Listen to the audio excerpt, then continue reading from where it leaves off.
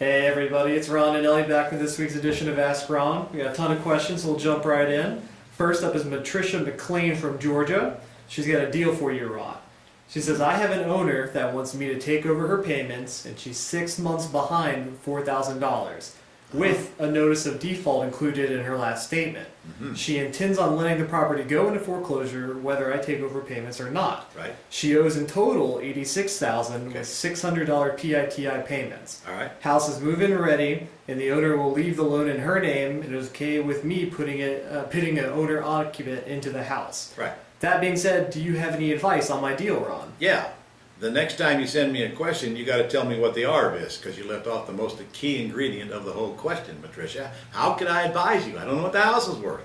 If the house is worth 86, I'd say let the deal go. It's dead. If the house is worth 100 and a quarter, I'd say it's a great deal.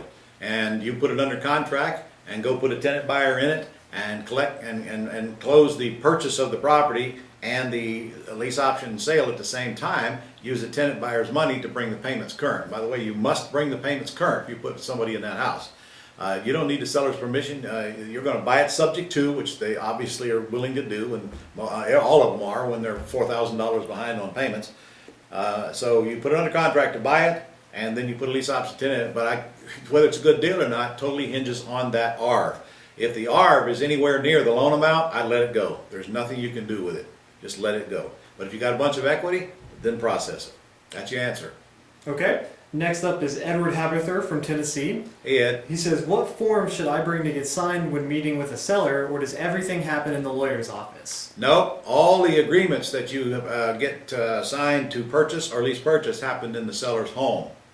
So if you're going to lease purchase it, you need the lease option agreement. That would be the short form, the one without the table of contents on your website. And then if you're actually going to buy it, whether you're going to buy it for cash or owner financing or subject to, then you'll need a standard purchase and a sale agreement, which is also on your website. But you have to get those signed in the house. Your lawyer takes over later. If you want to actually close it yourself before you go find the buyer, then you get your lawyer involved immediately. If you're not going to close it until you find the buyer, then there's no reason to get your lawyer involved until you've located that buyer. Okay, next up this week is a new Gold Club member, Michael Buchanan. Hey, Michael. Yeah, he's from Missouri, and he says, I'm just getting started in the business. What should I focus on first if I have no starting capital? You should focus on learning how to do the deals without your capital, Michael, because I won't let you use it anyway. You don't need starting capital. What you need is a little bit of training. Now, if you're going to say, I don't have the capital to get the training, well, then you get it as you can get it. You know you can get my book for free if you haven't already downloaded that. You can get that at ronsdollardeal.com. I have a terms course that you can still buy that has the entire terms system all built into it, which is the entire pretty house business containing lease purchases and owner financing and subject tos. And then I have another course on the ugly house business, which covers wholesaling and rehabbing and retailing. So all of those things are available to you, but for you to try to go out and do the business without any basic training is probably not going to lead to a good end. So your first question is, okay, what can I buy with what resources I've got to work with? And hey, call us. Maybe we can help you with some financing on it. I want to get you started, and we'll do whatever we can to make that happen, but it's going to take an effort on your part. And incidentally, I didn't hear excuses from you, so please don't let me be too hard on you, but if you don't get started in real estate because you don't have the money, that's a poor excuse and totally unacceptable to me. You might be able to pull it off, except you can't be any broker than I was when I got started. That I can promise you. All right. Next up is Greg Trice from Colorado. He's got another deal. He says the ARV is $175,000. Congratulations for telling me, Greg. All right. They owe $122,000. Okay. Monthly payments are current and $900 a month. Right. The house needs $10,000 in repairs. Got it. He says, I have a retail buyer with $100,000 ready to go. So which would be best, taking it over subject to or at least purchasing the house? You want to take it over subject to, with or without your buyer. You didn't tell me what the price would be. If you're telling me that you can buy it for the loan amount, I'd put it under contract and get it closed like day after tomorrow if I were you. You got a lot of equity there, and your closing costs are going to be minimal. So this is one you want to buy. If that's much as equity is there, the last thing you want to do is put it off and have a chance of something going wrong. Because this much I'm going to tell you: if another investor comes along that's faster than you, you're going to lose that deal. Until you get it under contract, you have nothing. So go out and get a contract on it to buy it, subject to, for the loan balance immediately. Okay, Miles Holland from Virginia. 30-day close on that, by the way. Gotcha. All right, Miles, go ahead. Miles got 3 questions. First question, is there any way to stipulate in the lease option and purchase and sales agreement that monthly payments from us are not due to the seller if the buyer stops making payments? That's a good way to kill a deal. I can tell you that. No, you should not stipulate that in there, and that will absolutely kill your deal. If you put a lease option tenant buyer in a house and they stop making payments, remember they've given you several $1,000s, or you shouldn't put them in there to begin with. Take some of that money and set it aside if it's going to keep you awake at night that they're going to stop making payments. But if you enter into that deal and you promise to make those payments, you should honor your word and make those payments until that deal is cashed out. Again, setting up a reserve account, you want to lay a bit worrying about it. But no, there's no way you're going to get a seller to agree, or should in fact, that only when you collect money do they collect. Okay, his second question says, when working with owner financing, at what point do you double close over a sign? Is there a rule of thumb for a maximum assignment fee that's tolerable for most buyers? No, there's no rule of thumb. I hate rules of thumb.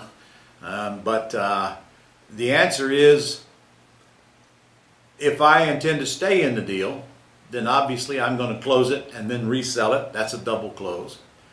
Simultaneous close is really what it is. If I don't intend to stay in the deal, then I'm going to assign it, and that means that I don't have any reason to stay in it. I don't have any monthly cash flow, and there's no equity left in it. So I think that answers that question. I double close it when I'm going to stay in it.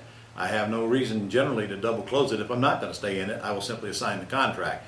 And as to how big of a fee you can charge, I don't know, because it depends on the size of property you're in, and honestly, it depends on how well you can handle the objections if they were to come at you. I don't worry about things like that. So I don't know how to answer that, how big of a fee. If you're worried about one side or the other caving in because you're collecting too much money, then your best bet is to double close it.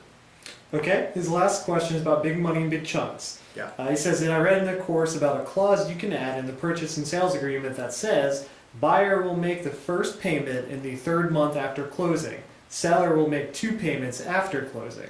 What is the reasoning for this clause? If I'm taking over a debt subject to and I don't want to start making payments for 3 months, that's when that clause is used. And in my case, if I take over a debt subject to, it's always going to be 2 to 3 months before I start making my first payment. That has to go in paragraph 18 on your purchase and sale agreement, and I believe it's already built in there until you mark it out. I think so, on the one you download on the Gold Club.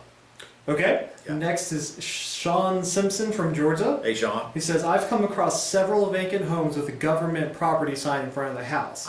Is it even worth trying to find out how to make an offer? No. Until there's a for sale sign in the front yard, you're wasting your energy. Go spend it on something productive, because there's nobody in the government going to talk to you about that house. All right, our last question this week comes from Marianne Nunez in California. I was wondering where Marianne was. She's bringing home the rear. She says, Ron, I have your terms course now, but I'm still not sure about the paperwork needed to assign back to the seller if I'm staying in the middle. Which is the correct form to use? It's either assignment of contract if it's a purchase and sale agreement, or it's assignment of a lease option if it's a lease option agreement. And Marianne, you don't need to quit worrying about it. Let your attorney prepare that assignment when you're ready. That's what attorneys do. But both of them are there. And both of them are on the Gold Club for that matter, under the agreements and probably under the terms portion. All right, Ron, that's all the questions we have this week. All right, boy, that's a lot of questions this week. You guys are on the ball. I'm glad to see you're firing them in here. I'm still recuperating from my Honolulu, my Hawaiian cruise, but things are coming back into place. And by the way, if you haven't signed up for the summit yet, you better get going, because I'm getting word already. Here we are, what do we are? In June, I'm getting word already that there's only a handful of rooms left at the hotel where we're doing the summit. So go get signed up for that thing before it's too late. And I got some really cool surprises coming for you about that summit. We're adding a bunch of really neat stuff to that summit. This is one you're definitely not going to want to miss. See you next week.